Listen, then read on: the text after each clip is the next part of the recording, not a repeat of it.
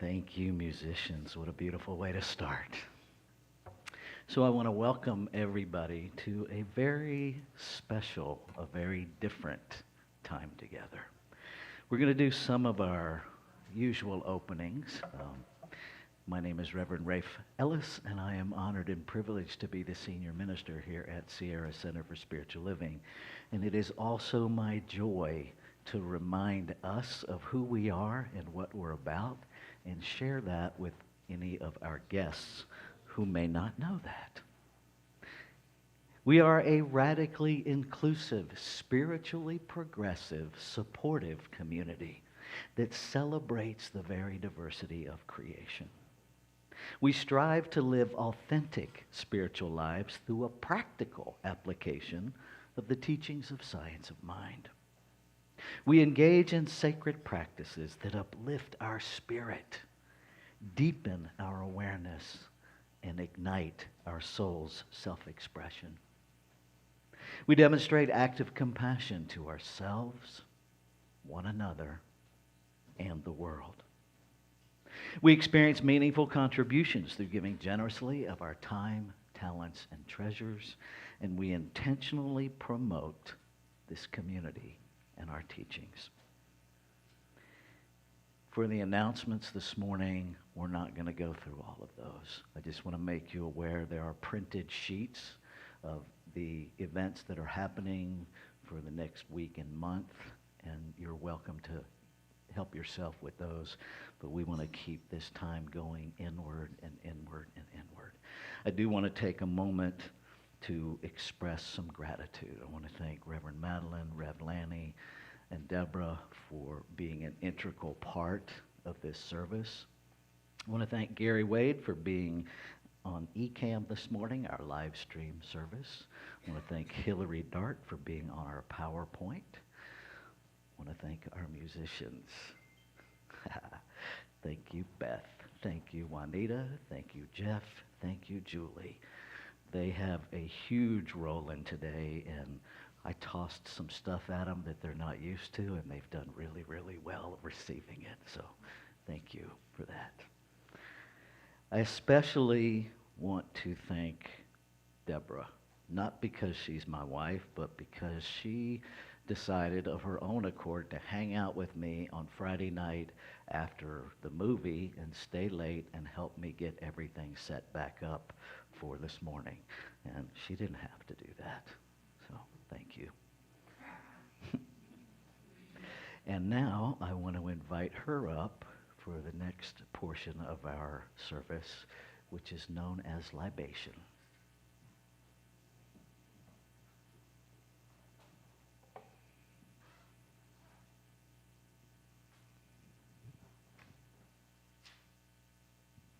Good morning, beloveds. Welcome, welcome. So I'm going to begin our time with a libation. And you may be asking, what is that? Well, it is a practice that is very old. And it has been practiced in different cultures. And West Africa may be what comes to mind when you think about libation. But it's also been practiced in the Japanese culture and other cultures. So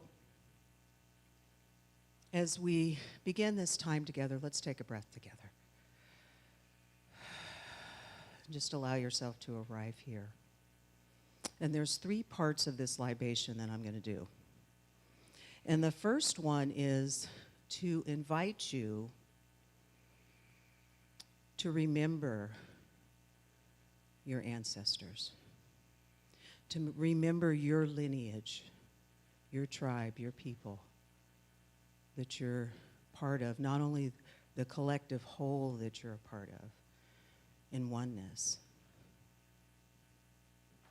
And to think about over these last many moons as the world has been reconfiguring and changing and very unfamiliar in many ways to us, not like it used to be. And think about some of those tender moments where you felt some mercy, where you felt the love of another.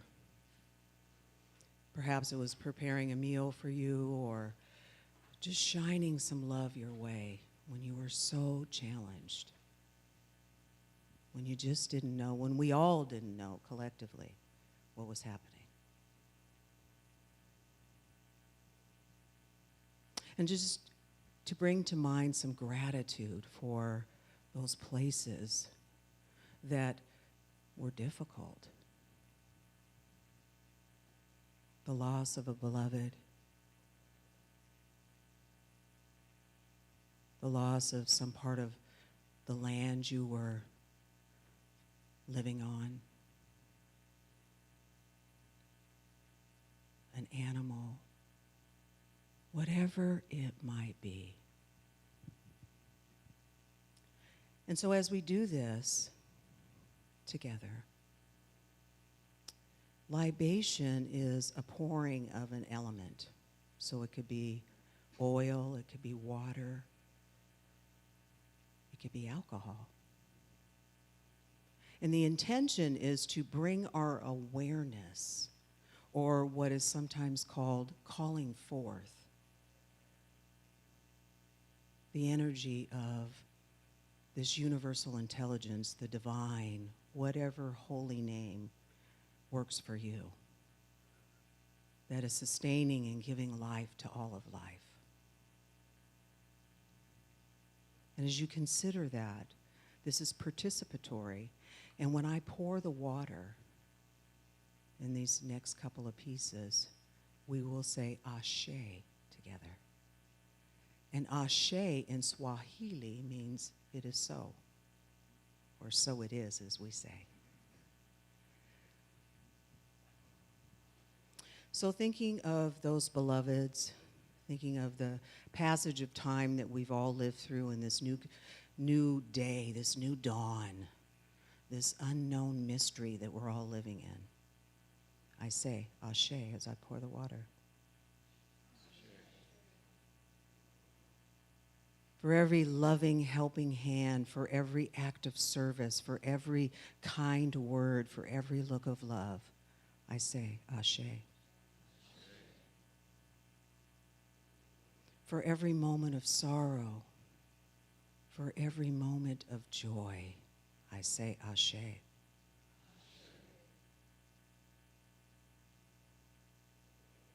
And as you continue to just allow yourself to sink a little deeper into that and to remember, because we are here to remember, just as the song that was so beautifully sung to us says.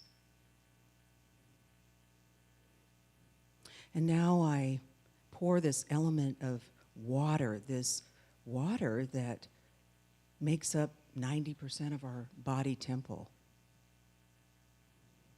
This water, this life-sustaining source that we all share together. That sometimes we just become aware of it when there's an appearance of a shortage of it, right? But it's always with us, sustaining us. And so I speak a word for us,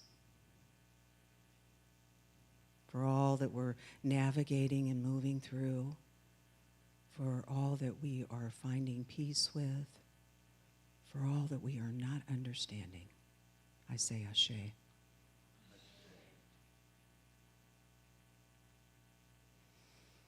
And I speak a word now for all that is to come. The beloved children that are being born into this new day, this new dawn, this new way, this world that we're creating that works for all. Ashe.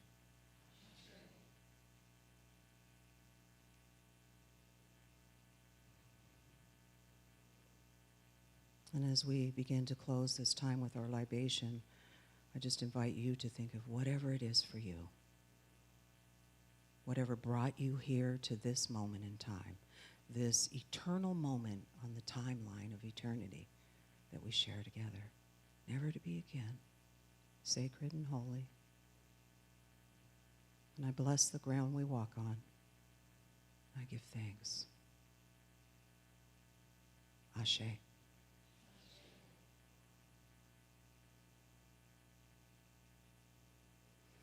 And so we leave some water. We leave some water here on the altar. Just knowing that the very least we can do for one another as we travel from this place, in this moment, and beyond, and anywhere we find ourselves, that we can offer each other a drink of water. Ashe.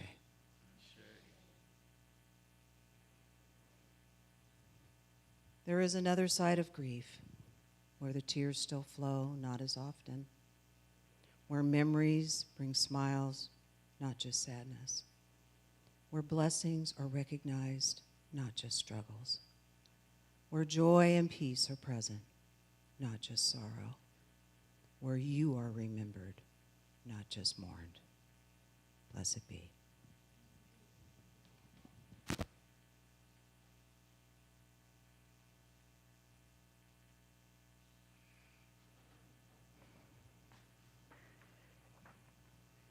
You will hear, let's take a breath together frequently. Because it's the thing that connects us, and it's the thing that allows us to go deeper.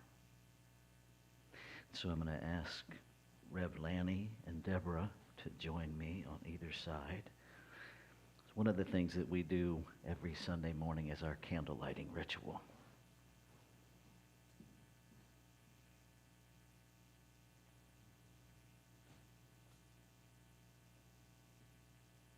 And it is one of the ways that we put inclusion into practice. And we light these candles to celebrate the unity of all people, all faiths, all beings, all life. We light the first candle for the shamanic traditions, honoring the beliefs and practices of all indigenous peoples. We light the second candle for Hinduism, honoring the path of knowledge, action, and devotion. We light the third candle for Taoism, honoring the path of ultimate reality, the natural way. We light the fourth candle for Judaism, honoring the ethical path of living by sacred law.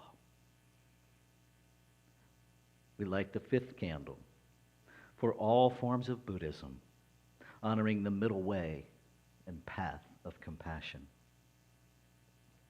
We light the sixth candle for all forms of Christianity, honoring the beliefs, honoring the teachings of Jesus as the path of love, forgiveness, and healing by the presence within. We light the seventh candle for all forms of Islam, honoring the path of submission to the will of God as the highest calling. We light the eighth candle for the religion of Baha'i, honoring the path of unity and peace. We light the ninth candle for all forms of New Thought teachings, honoring the metaphysical path of mental healing through the practice of universal spiritual principles of love and law. We light the 10th candle for absolute inclusivity, affirming that all are welcome and celebrated here. And we light this final candle, honoring the infinity of oneness as all creation, seen and unseen. Thank you. And before we get to this next song, I realize that I failed to thank Reverend Julia Robles Scott, who will be joining us virtually in a bit.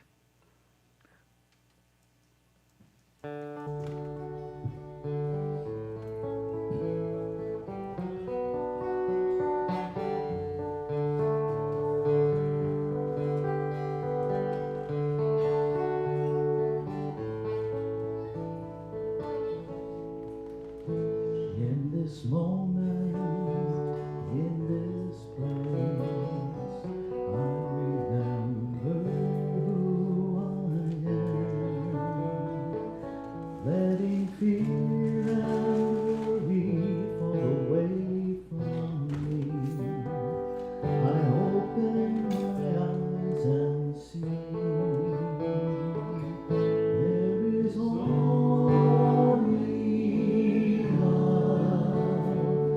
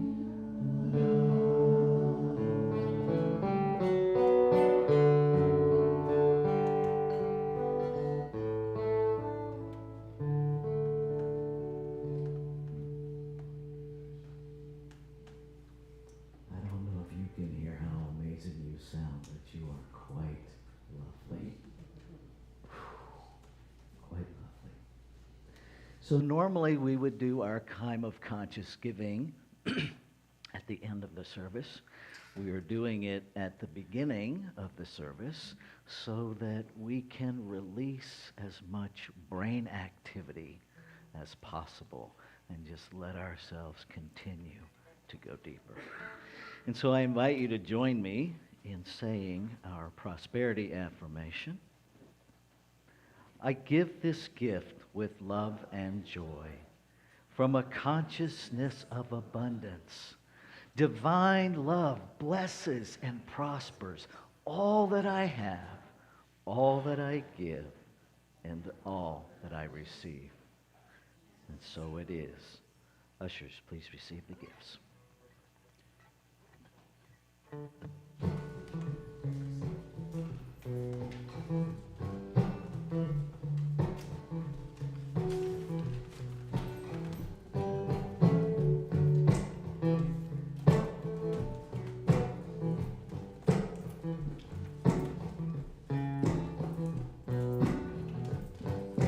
Take one step and I take two more. Don't like leaving home and it hurts when I close the door. Well, I began to lose touch with everything, 4 wheels and 6 streets. Hope they can relate to the message I bring. This is my dominion to knock down division. To white eyes with a somber vision. Negatives and positives, they all add up. I feel like I'm always dialing up. But every single star and every situation helps me arrive at my station. Blessed to feel the stress and be certain I will survive. Blessed to take a breath, blessed to be alive. From the lowest of the low to the ecstatic bliss. I know one thing and this is it, that I was made for this. I was made for this.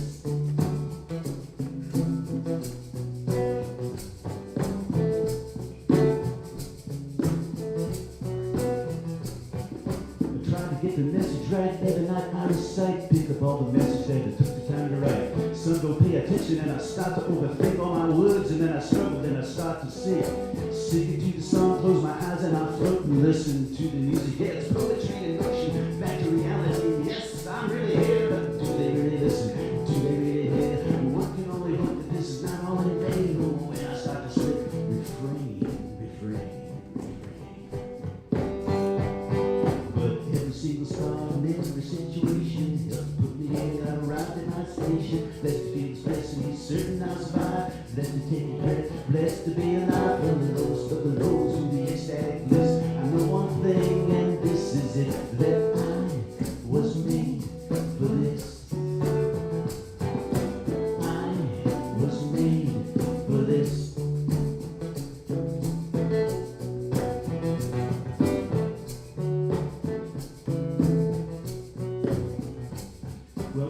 Called to learn, few would chose to lead. Spend my days purgatory somewhere in between. Keep my eyes open, hard to receive everything that Spirit has to teach that I need. From how to speak, how to sing, how to write a felony. Make this collective voice of read. Well, I give up, I give in, stay and surrender. I'm only man, I'm only sender. I'm only you, you are only me. We are only one, we are only we. And if I got the message wrong, I send apologies. When I close my eyes, I see. Single star, every situation helps to put me here. And I arrive at my station. Blessed to feel the stress and be certain I'll survive. Blessed to take a breath, blessed to be alive. From the lowest of the low to the ecstatic bliss. I know one thing, and this is it, that I was made for this. That I was made for this.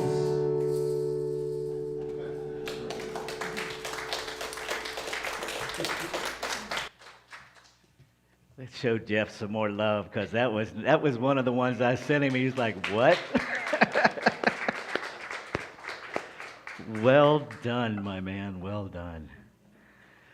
And so I just speak a word of gratitude, a word of blessing, a word of acknowledgement for the generosity, for the energy of the divine as money that continues to flow everywhere. Sustaining, blessing, growing. Sierra Center for Spiritual Living for sustaining, blessing, and growing each giver as we give through Sierra Center to do good work in the world. And so it is.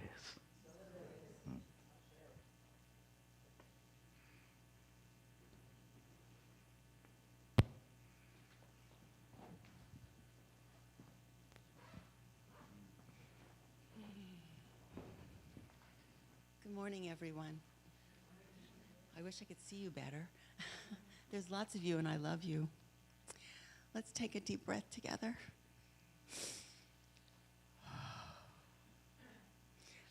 Okay, I'm already a mess. So please bear with me, because we're about to prepare for our inward shift, which is an important thing to do and courageous thing to do. And we hold grief and sorrow in a collective way and in a personal way. And there's no escaping it, because we are alive. We are human beings. Sometimes it's conscious and we know it, and sometimes it's unconscious and we feel it, but we don't know what's going on. So this is all about opening up to allowing the sorrows to come up, because when they come up, then we may heal. We may comfort each other and ourselves. And I'm going to share 5 gates of sorrow, of grief, that are from a book called The Wild Edge of Sorrow by Francis Weller. Very, very deep, important work. And I know and accept that we are all courageous, and otherwise you wouldn't be here. We are all open to healing. We are all open to that love. Because love, it's all there is. But it comes with other things. And grief is one of those. So the first gate that I'm going to talk about is open for all of us. And it says, everything we love, we will lose. All the beloveds, all the loved ones, many of whom are represented on this altar. Pets. We may get ill. We all age. Darn. I can't open jars like I used to be able to. I'm sure you have things that you've had to compensate for. But I'm blessed to be aging. I'm blessed to be aging. And there's things in our identity that have dropped away as well. I think of Julie Andrews. You can hear her singing when I say her name, I bet. But she can no longer sing.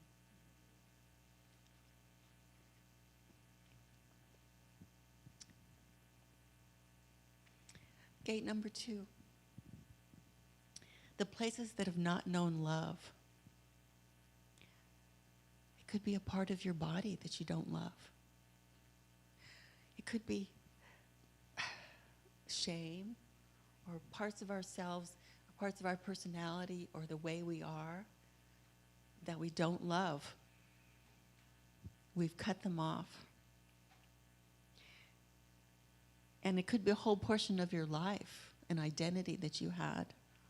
There's all different possibilities in here, areas that have not known love. The third one is the sorrows of the world. And all you need to do is turn on the news. The diminishment of the species, the habitats, culture, climate change, the loss of connection to nature. I feel that we are privileged because of where we live, because nature is all around us.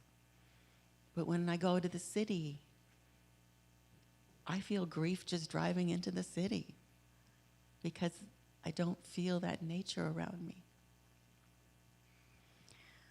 The war in Ukraine, other places in the world of strife and struggle, you'll think of the ones that resonate in your heart. And that's what we can take into our meditation, our time. Yes, the fires, oil spills, I needn't go on. There's plenty of data. Gate number 4, what we expected and did not receive. Things we may not have even realized that we lost. We didn't even know. The longing to belong.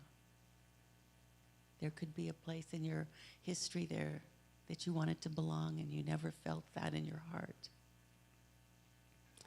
Facing an emptiness or a hollowness. And then expecting to come into this life with a clear purpose, a reason for being, and not feeling it, not knowing what it is, and having undelivered gifts in this world. You might have grief about things you can no longer do that you wanted to give to the world. You may have expected to have children and not had children. You may have had children that you expected to love and cherish you, but that wasn't what happened. There's all kinds of grief. And then, of course, there's the ancestral grief. And we all have ancestors. We all have beloveds who've left this planet. And we carry those experiences of those ancestors in our bodies. We are one with them. We are one with all. We've left homelands voluntarily and involuntarily. And there is grief in that too. And none of these gates are ironclad, exclusive. They blend.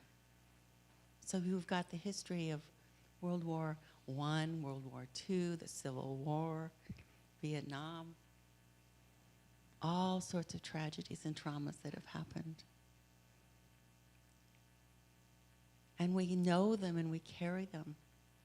And when we're conscious of it, we can do the healing work, the communal work, being together, holding each other. Losses of ancestors. I still grieve because I never knew my grandparents. They all died before I was born. Those kinds of griefs. So listening to this, knowing that this is a communal experience, doing this in community, we have the personal and the community grief. And we have all of these gates, even if we're not conscious of it. But we're here together to heal, to hold each other, to hug, to share stories and words and comfort. So, as we go on an inward shift, gently open a gate or two, whatever comes up for you, and holding it gently in love and touching your heart and knowing that it's all love. It's all love. So let's go within, first with music.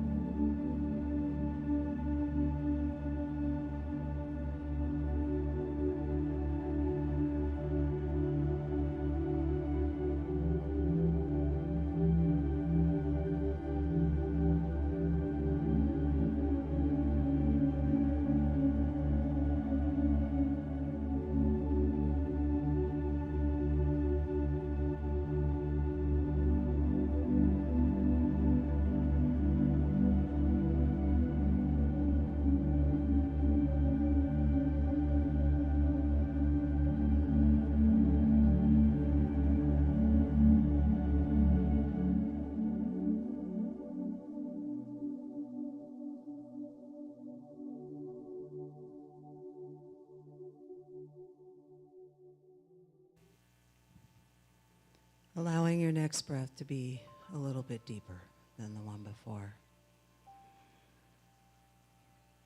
Just breathing in that holy breath, that breath of life that connects all of life. It is present in and through all that is seen and all that is unseen. It's this very breath that, upon our arrival, is hoped for. The sounds that go with it, the crying, the breath. This is the breath of the divine. And it is the same very breath that leaves this body temple when it's time to fly, when it's time to shed this temporal earth suit. And it is the perfect expression of the divine as we move and have our beingness in it, serving this light, this love, in all its majesty and glory,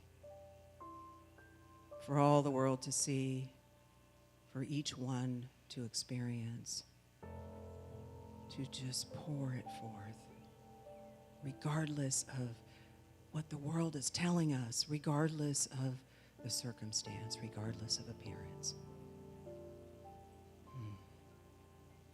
This breath is that collective, interconnected place where we all share in this great mystery of life.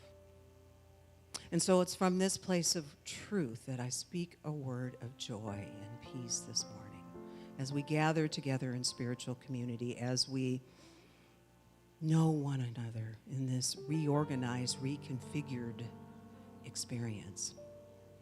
Not looking back to where we've been, but looking ahead to what wants to be known as this one that I speak of wants to experience, enjoy and play, and all of the ways that we experience in our humanness. So grateful, grateful, grateful to lead with an open heart, to have deep and abiding faith when we don't know, to trust one more time, and to allow this precious life, our precious breath, to shine light wherever we find ourselves, in the so-called small ways and in the big ways. It is all part of the collective whole, and it's whole, perfect, and complete. And when I say whole, perfect, and complete, what I mean is there's nothing to add to and nothing to take away. That the perfection of life, however it shows up as each individualized one in this very room and beyond, is perfect. There's no right or wrong or good or bad way to love. There's just love. So I accept this now, and even greater than I could speak in this moment, knowing there is so much more to be known. And so I give thanks for all of life, and that I get to be flowing in it. And so I just simply wrap this prayer, this affirmative prayer, in love and glory, and release it into that alchemy of love and law. And that law that I speak of is the creative process of life. That's what the law is. Knowing there's no waiting period. It is already done. And so it is. Amen. Ashe. Blessed be.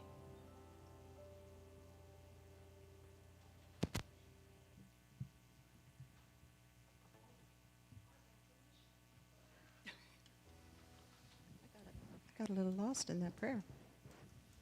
All right. Okay, so my name is Deborah Ellis. I'm honored and privileged to be one of your licensed practitioners here, serving at Sierra Center for Spiritual Living. And I'm going to lead us in our affirmation. It's a very simple one. So I'll read it first, and then if you care to join in, that'd be great. So I am one with eternal life. I am one with eternal life. So it is.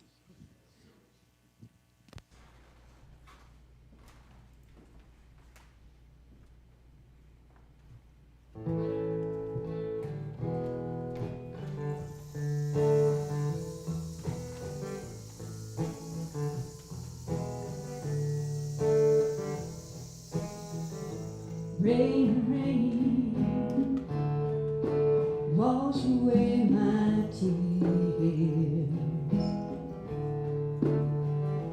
Take away the pain I've been holding in for years.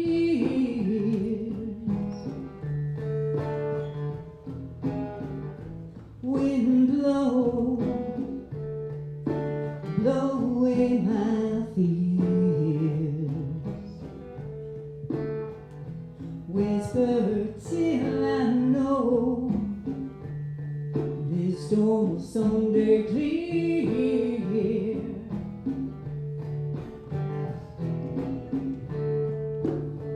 I'm tired of holding on to this one tiny rock where I thought it was safe to be. Now I'm remembering I wanna be washed to sea. The healing storm cleansing my soul. The healing storm making me whole. Break open my heart.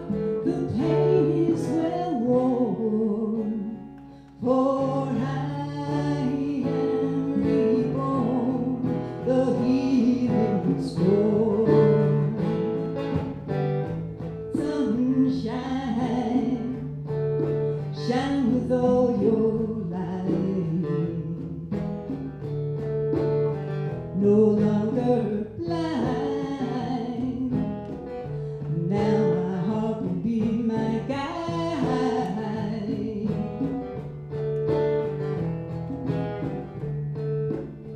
I see rainbows and pot of gold shining bright, showing me the way to peace again. 'Cause I've been holding back the light. Now I give in. The healing storm cleansing my soul. The healing storm making me whole. Break open my heart. The pain is well worn. For I am reborn. The healing storm.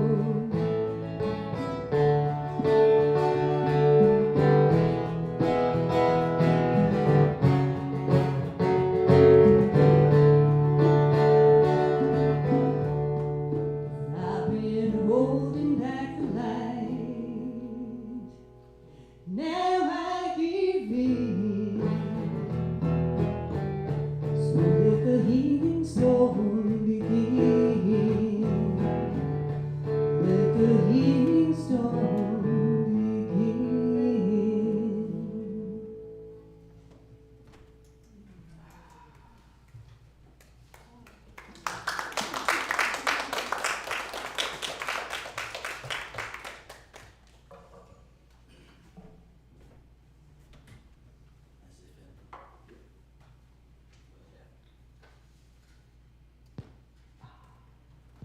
As if it hadn't already begun. So my topic this morning is making peace with grief. And I had the privilege of doing a celebration of life for an individual yesterday in Oakland. And one of the things that came to me in that process is a really much deeper understanding of how we have stigmatized grief. You know, we've stigmatized it a lot like we've stigmatized alcoholism and addiction. We've made grief something to avoid. We've made grief something to get over. We've made grief something that when we feel it and someone notices, we have a tendency to defend and deflect as if we don't have it. And we're so uncomfortable sometimes with one another's grief, we've created this whole idea of get over it. None of that is welcome here today. None of it.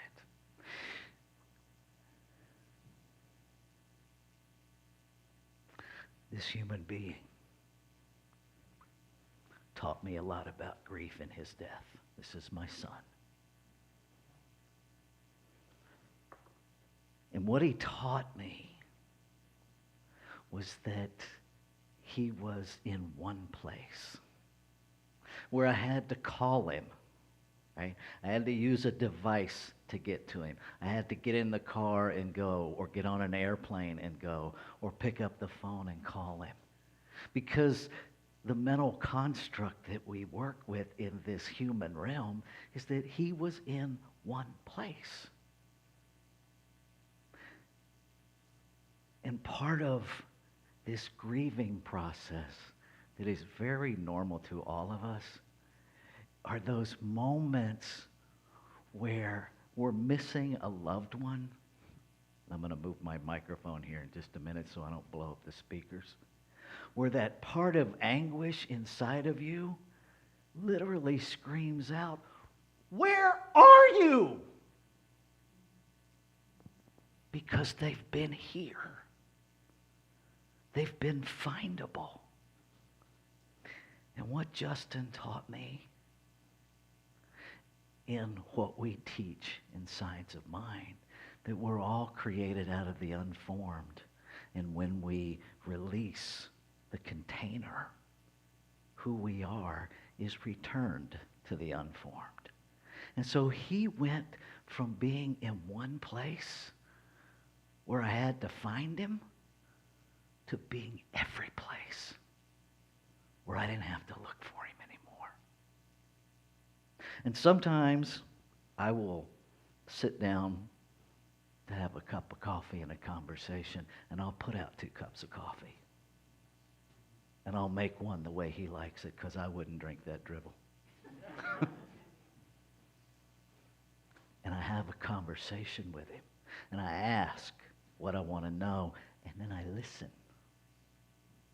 And then I listen. Grief is not the absence of sorrow. It's not the absence of sorrow. It's the embrace of the whole journey. We have these really nice, discrete 5 stages of grief. We have denial, anger, bargaining, depression, and acceptance. Now, I don't know about any of you, but my grief has never consented to follow that roadmap. I can go through all of those and then some in a 30-second period. And not in order. Right? We are collectively in a huge state of denial about what we've actually lost. And part of that is because some of what we've lost under this whole thing of COVID, part of what we've lost, we needed to lose. It doesn't make it less of a loss. But see, that's what the brain will do. That's what the denial will do. Well, it's not really a loss because it needed to go. It's still a loss. And there is a process. There is a physiological, biological process of loss. It really completely involves our limbic system. And if you know anything, and if you don't know anything, doesn't matter, your limbic system controls your emotions, your memories, and a whole lot of your behavior. And so if all of a sudden you're forgetting things, it may not be dementia. It may just be stress. It may be unresolved grief that you just don't want to feel. And I invite you to get real with yourself about what messages are you telling yourself about grief. Now, I've heard people, well, I've grieved long enough. It's time for me to just move on. Well, it may be time to move on, but how about we consider moving on with instead of getting over? I don't know how to get over my son. I know there are people in this room that have spent lifetimes with their spouses. How do you get over that? You don't. You move on with them. You move on with them. And so I invite you to begin to challenge some of the noise that is very likely creating more pain for you than the grief. Is the resistance to the grief, because we've all been socialized to get over it. Move on. You decide what move on looks like. You decide what your grief walk is. There's no right or wrong. There's no good or bad. There's your process. The other thing I want to say is, if we didn't love deeply, we wouldn't grieve deeply. And so what if we shift that paradigm to recognize the feelings and the thoughts and the activity of grief as a celebration of the love we shared?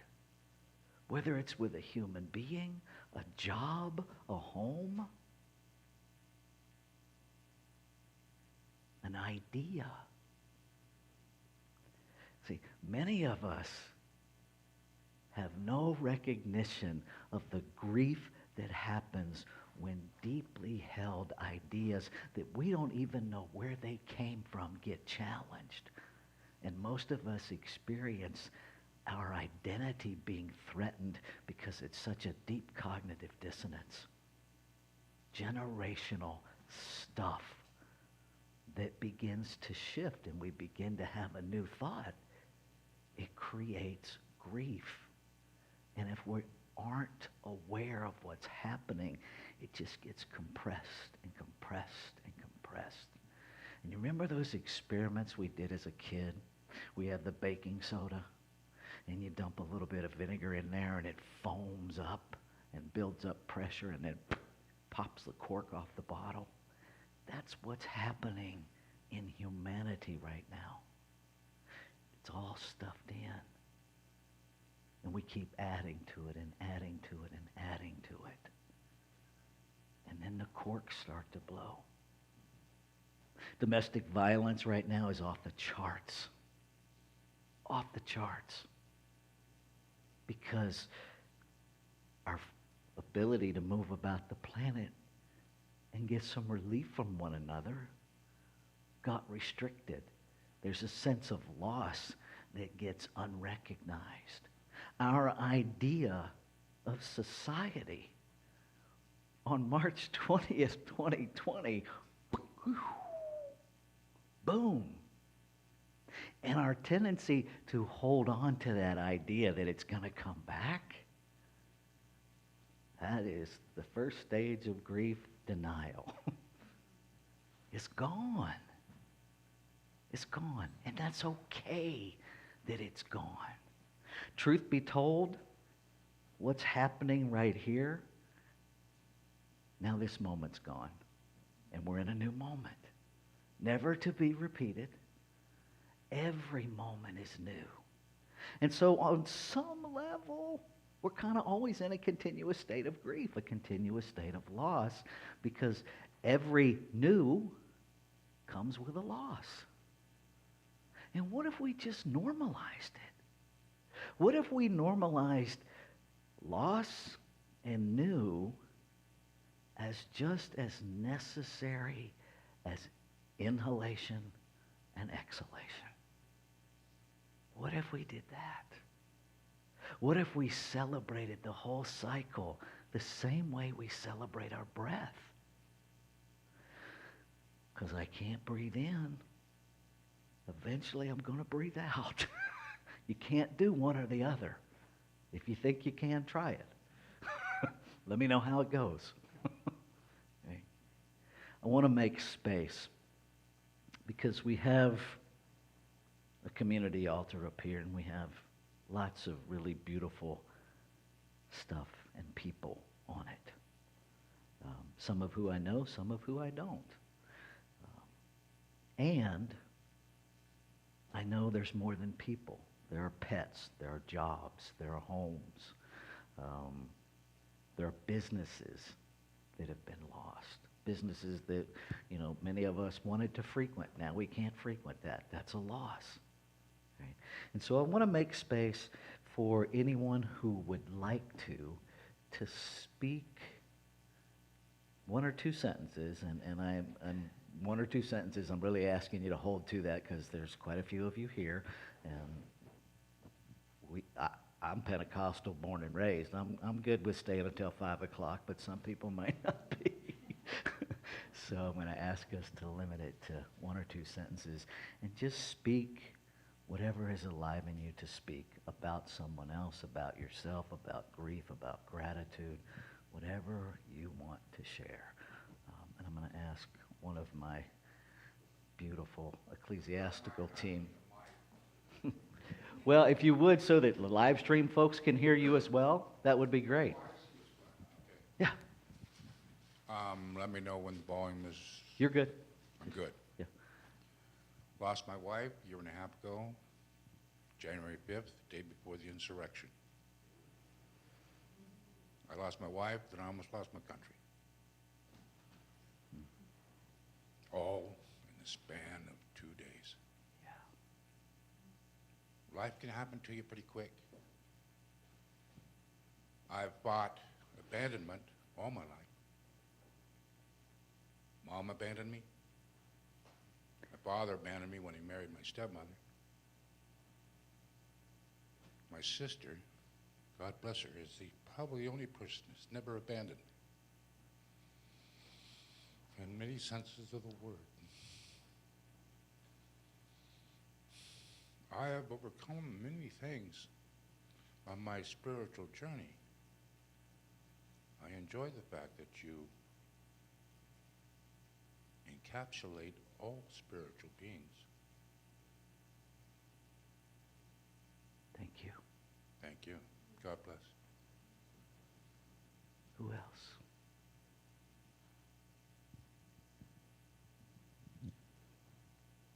Well, You got to keep the mic These closer to people- you, Tom. okay. Like an ice Thank cream you. cone. There you go. Yeah, don't lick it, no. I didn't get these up there, but this is all of my brothers and sisters. And there are 14 of us, and we're down to 5.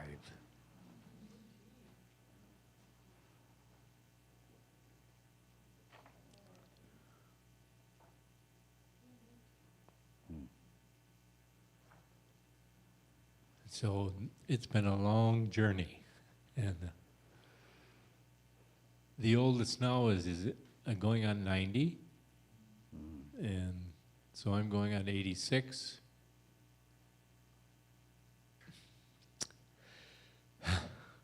Miss them a lot, yep. Yeah. There's one picture up there of a lady on the right, Teresa, and she reminds me so much of Deborah, the aura. Yeah.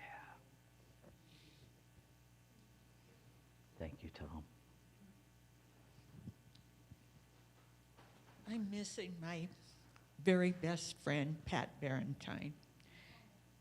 We have been friends since that moment that I met her in a yoga class in Lake Wildwood, sat down next to her. We have been friends till the day she died. And this has been such a difficult time for me. And it's accumulation of many losses in my family before that. But I just wanted to share that. I would like to do a program with her, just her someday here. Yeah. But it's just been hard. Thank you, Pat.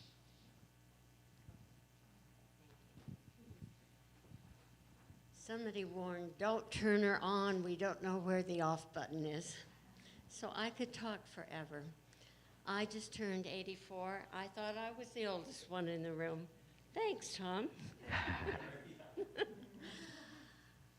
I have lost many, many in my family, and a love of my life, suicide. The 3 men I am honoring today, no, they did not commit suicide. I have trouble with the concept of moving on. Do I go right? Do I go left? I prefer moving forward. And that's what I'm trying to do. Thank you.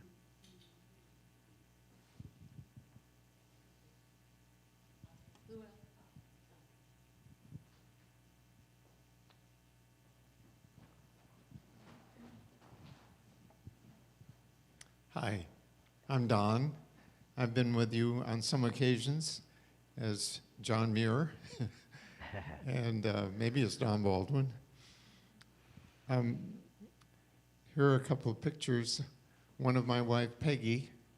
The last picture we have of her up at Scotts Flat Lake. Peggy died of a heart attack just a year and a half ago suddenly while I was helping my mentally ill daughter in Southern California. I was not home, and it was a sudden loss. I got a call from our daughter that Mom had had a heart attack. And it's been a very painful year because Eve is mentally challenged to the point where she can't function. And so she's physically alive, but emotionally dead. So I've been dealing with hospice and many, many wonderful therapists and caregivers. And I've been surrounded by love. And I've never been through such profound growth, spiritual understanding, faith, transformation. You know, I'm alive again because I'm carrying the love of grief with me and integrating that into my new life. So I'm grateful for all of you. I know some of you very well, and it's just a joy to be here and share.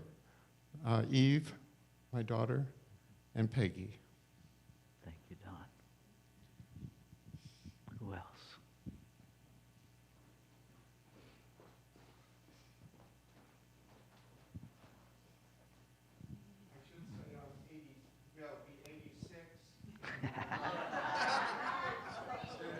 I'll be 86 in November. My name is Don, also, and you're not alone. I'm going to honor my mother right now. She's in hospice. She's in Tennessee. I probably will not be able to see her before she dies, but I think about a time when we were I'm the oldest son, and anyway, I started crying, and everybody else was crying, and she disciplined me. My mother's a military wife of a long time, and I love her. I am a mama's boy. But I probably won't be there to say goodbye. She asked me to be a pallbearer, and I love her very much, but I'm going to let her go because that's what she wants me to do. Don't cry, Donnie. Well, later on, but not now. Yeah. Thank you, Don.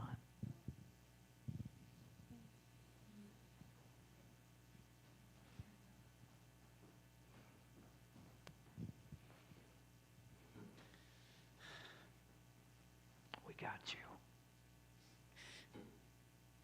My husband, Eddie, died 43 days ago. And he was my rock. He was my protector. He was my cheerleader. He was my playmate. He was my love for 45 years. And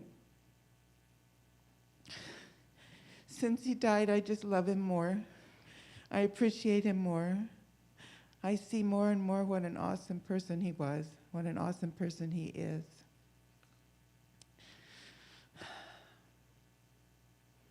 I don't know where I'm going from here. Thank you, Linda.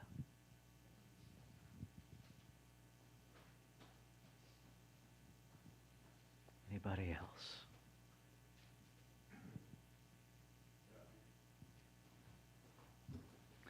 Jeff has his own microphone. I just want to, all of you remind me of my son's girlfriend, Crystal, died in December under circumstances that we're still not completely sure what happened. But at any rate, this all reminds me, my son Drew has, you know, he's processed it somewhat, but his MO since has been to work, and so I think there's a certain amount of, you know, that pressing it down going on there. So this, I want to thank you. This reminds me to, you know, help communicate to him that, I mean, he knows it intellectually, but actually dealing with it, I mean, actually, what's the word? I don't know. Fully experiencing it, I guess, you know, his own grief, I mean, is a really important step. And so, thank you. Thank you.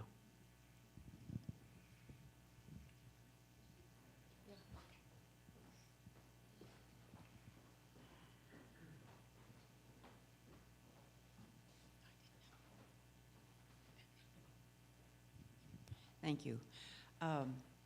This week, because I know I was going to be coming to this, I went through my home and I have my mother's ashes and the ashes of 2 cats and pictures of a couple dear friends in Las Cruces, or I mean in Grass Valley, who've passed away. And it was just a very, very thoughtful, because again, the memories come up and the feelings come up. And for myself, I'm starting to have I found out I have brain disease, and my brain has not been functioning well. I left my job. I'm supposed to work at the fair this next weekend, and I'm gonna get out of that too. So my more immediate loss is if I have the ability to function, what do I do? Where do I go? Yeah. I have an appointment to see a neurologist, but not till September. And one thing I love about our county is we're rural, but we don't have a lot of specialists here, so I've had to go way far away. So I have fear about that, and worry and grief. But it was also very comforting looking at all that stuff from my past. It's all in one of I have a spare bedroom, I have a big apartment, and I live alone, so it was just really also lovely looking at all of that, you know. And my father, I have his pictures from when he was in the Army and a strapping young man. And so that part of it was positive, and I don't know what my future's gonna be. Yeah. I'm a Reiki master, I do a lot of Reiki on my head. It does help temporarily, but the MRI showed some disease, and so I don't know about that.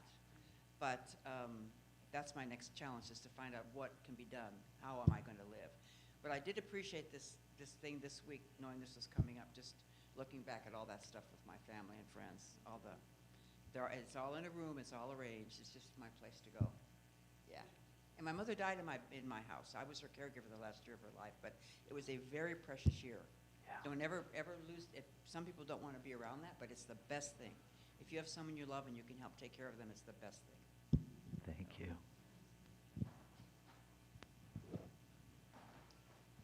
So, I lost 3 people or 4 people this last couple of years, and can you put the mic in front of? There we go. Thank you. My mother passed away at 95 about a year and a half ago, and we lost in this community really some really amazing presences, like Mikhail Graham really struck me. I never knew him personally, but he was behind the scenes of a lot of things, and I would hear him on the radio and stuff, and that was a powerful thing. But really the most intense grief that I feel is around the loss of people getting together, and the circles of I grew up in circles of people sharing and dancing and singing, and the loss of that it keeps hitting me almost every day. It's like people are still afraid to get together. Even when, like, I went to a birthday party, half the people who were invited were afraid to come. Just the other couple of weeks ago, and thinking about offering a workshop or a yoga class, and thinking that half the people are afraid to show up. I'm just grieving those circles, and wondering if that we'll ever have that again. Yeah. Will we ever? Thank you, Javon.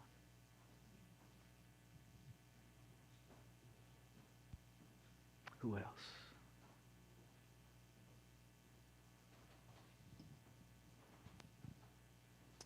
Hi. I don't know if I can get through this. I cry easily. That's okay. I'm Jean. I'm the youngest of 6. 3 of whom have passed, 2 from COVID. And I'm grieving even more than that, the loss of the sister right above me, who's made a decision that she would rather be able to yell at me and gossip about my other sister than to be my friend. I'm proud that I set that boundary, but I find it profoundly sad that she made the choice she made. So that's all I want to say. Thank you.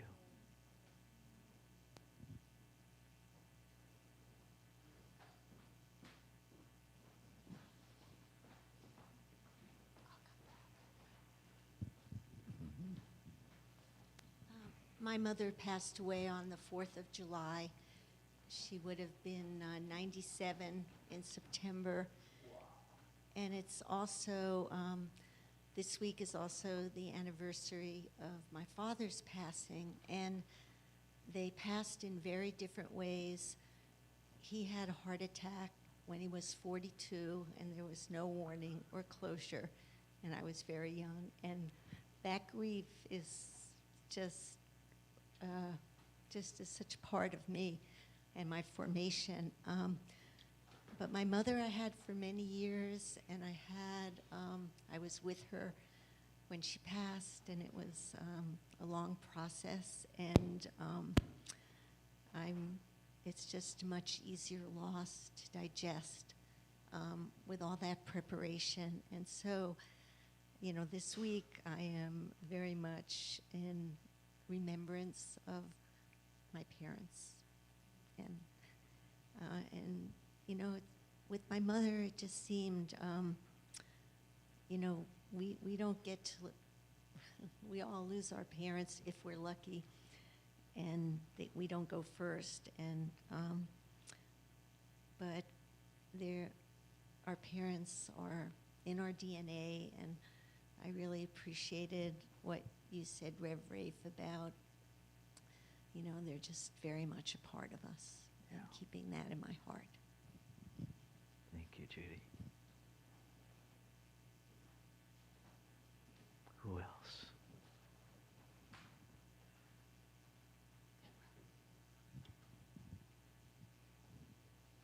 Oh, thank you, everybody, for sharing. And I know there's so much more.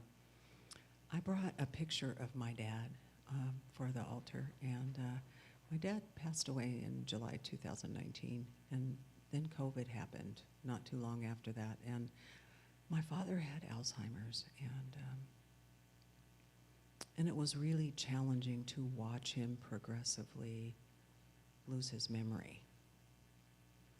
And he was a very, very prideful man who had served his country in the military for 22 years. He was a senior medic in the Air Force and did 2 tours of duty in Vietnam, and then worked for the state of California as a sergeant in the prison, before he retired.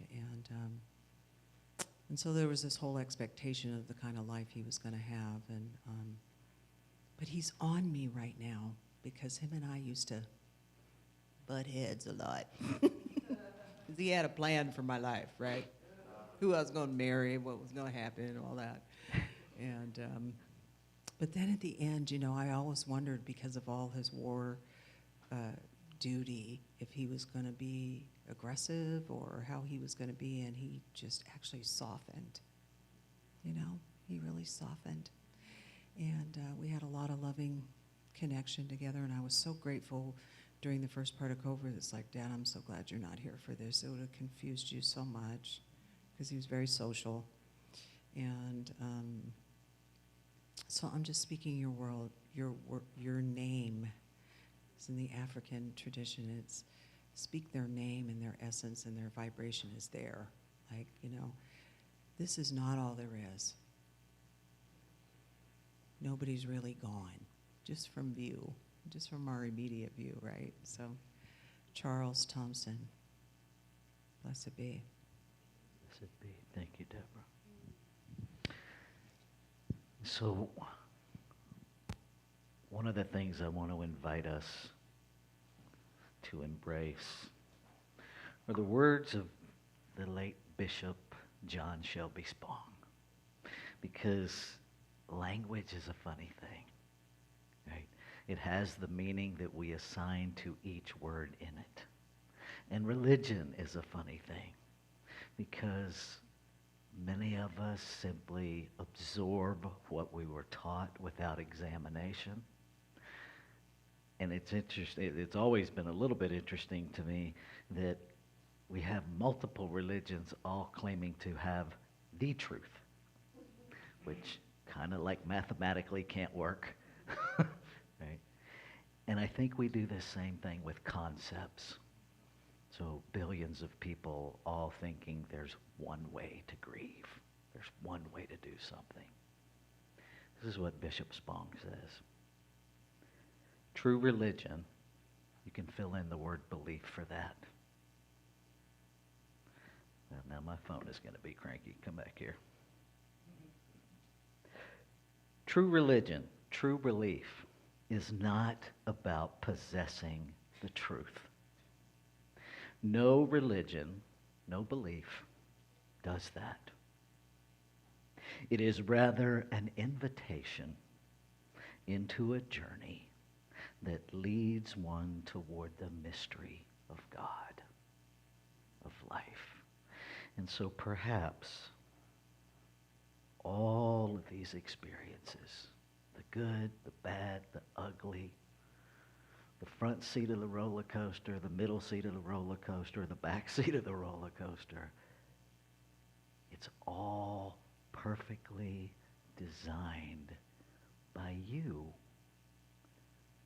for your individualized journey back to the essence of you, perhaps. And I invite you to embrace the words of the song that Beth did just prior to this, the healing storm, and remembering that I've held on to this one tiny rock where I thought it was safe to be. And now I'm remembering I want to be washed to see. I want to be. Are you willing to release courageously into the journey and see where it takes you? I promise you, your tour guide will never abandon you. Thank you.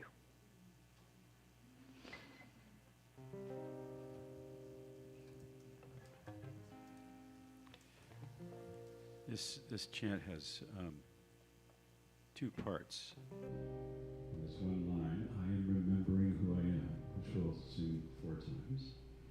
And the second part is just I am remembering, and we'll sing that 4 times. And then pick one or the other, and we'll sing it together. What was the second one? I am remembering. You'll hear it.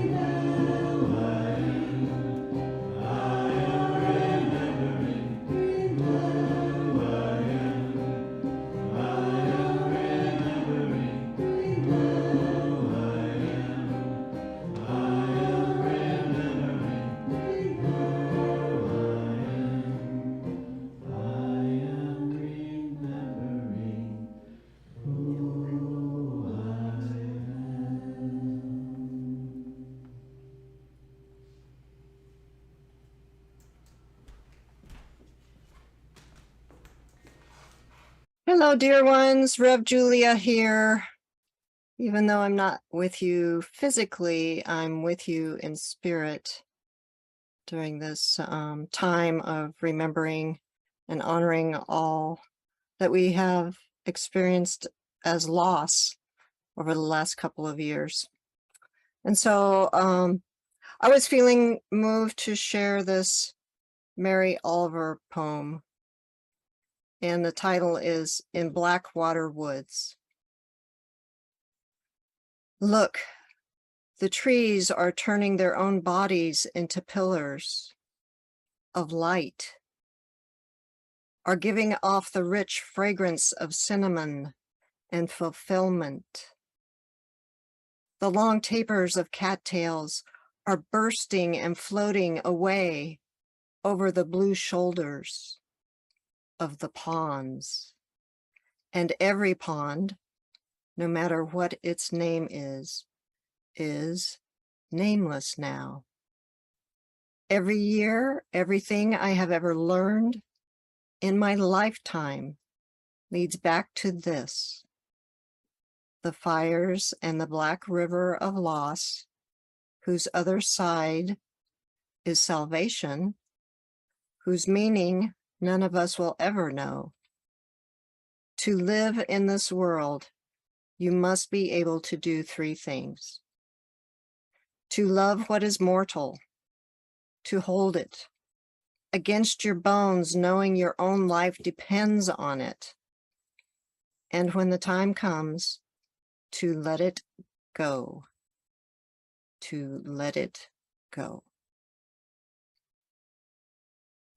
So I am thinking of you, sending my love and prayers for this time together, virtually and in person. I love you all. Blessings. Of you, sending my love and prayers for this time together, virtually and in person. I love you all. Blessings.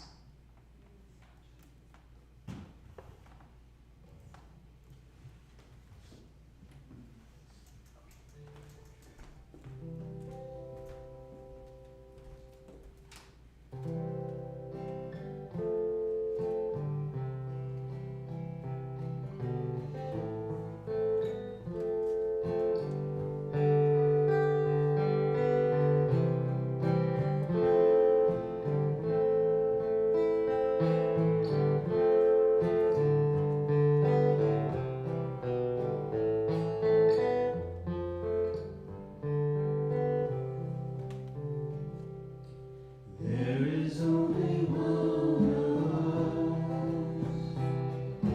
In your eyes it's me I see. There is only one of us. You are my reflection. There is only one.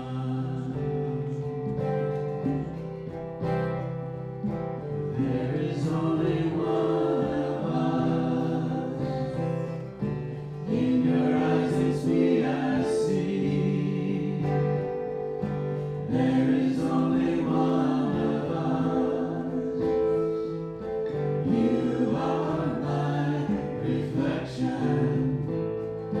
There is only one. There is only one of us.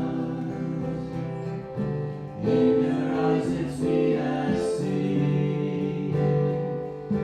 There is only one of us. You are my reflection. There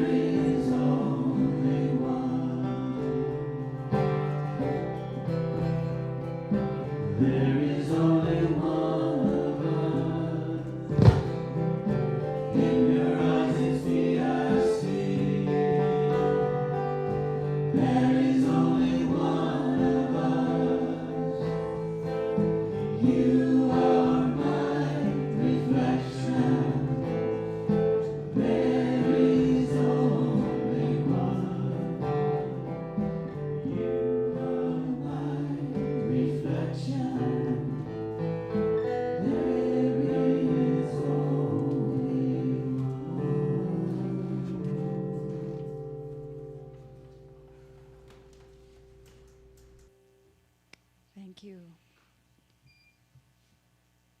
And thank you, Reverend Rafe, for organizing this beautiful time together. I'm so grateful. And I'm grateful to Deborah and Madeline and our musicians and Julia and everyone who's participating today and all the people who've spoken. So this is a sacred time together. So I have a reading by an unknown author, but it resonated with me.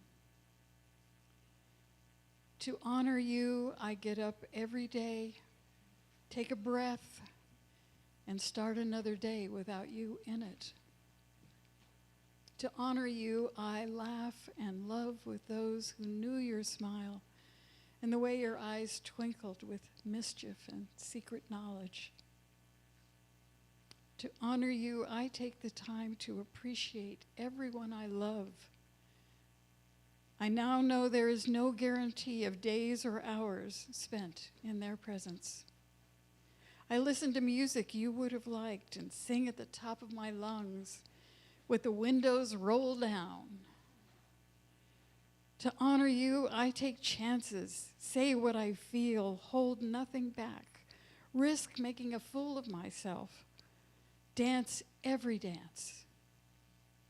You were my light, my heart, my gift of love from the very highest source. So every day, I vow to make a difference, share a smile, live, laugh, and love. Now I live for us both.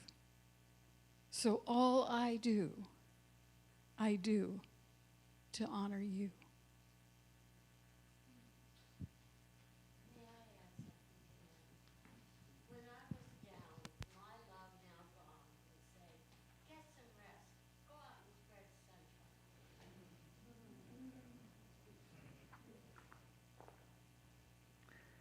So we're bringing us to the end of, this is always one of those weirdnesses as a minister. This brings us to the end of our formal celebration of life. I'm like, how do we have a formal celebration of life anyway? How about we just celebrate life and stop formalizing it?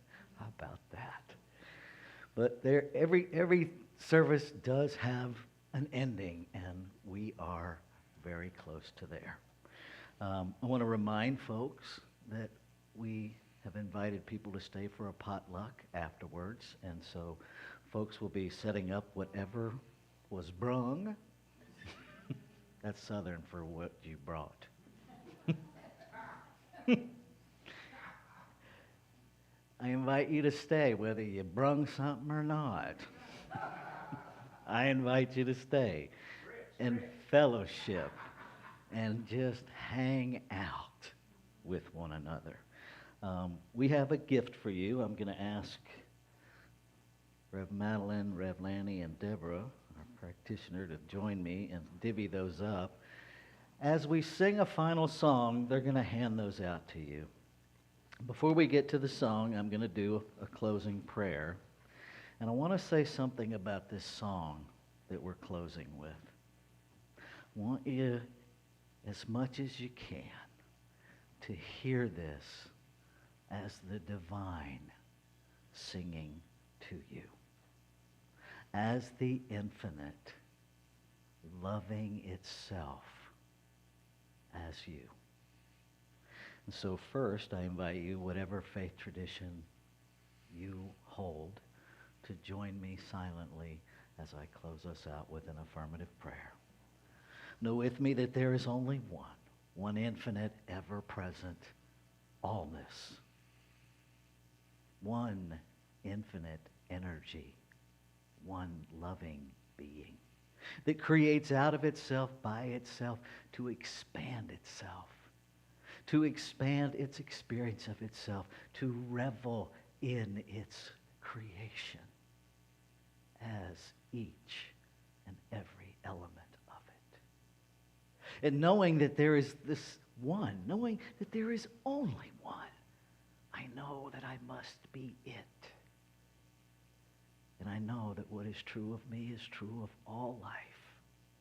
Every iteration of creation, every diverse, magnificent, individualized, purposeful speck of creation, wholly containing the whole, inseparably connected to the whole. We are one. We belong to each other. And even in this thing called loss, we are never lost, never separated from one another.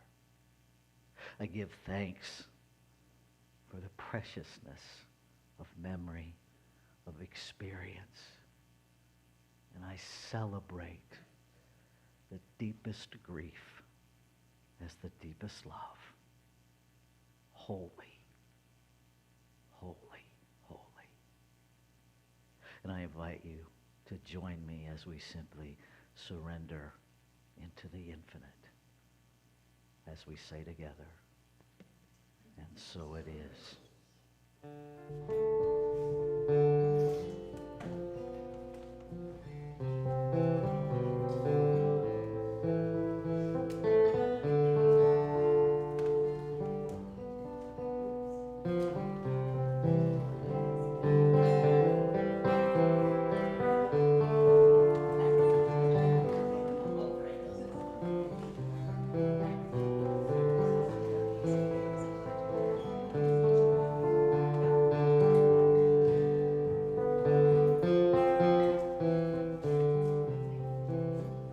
How could anyone ever tell you you are anything less than beautiful?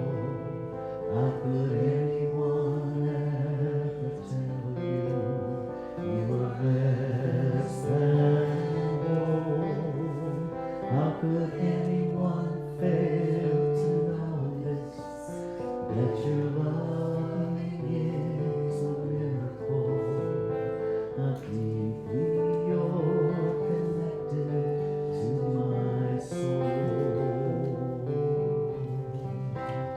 How could anyone ever tell you you were anything less than beautiful? How could anyone ever tell you you were less than gold? How could anyone fail to notice that your loving is a miracle? How deeply you're connected to my soul. How could anyone ever tell you you were anything? Hear the divine singing to you. How could anyone ever tell you you are less than gold? How could anyone fail to notice that your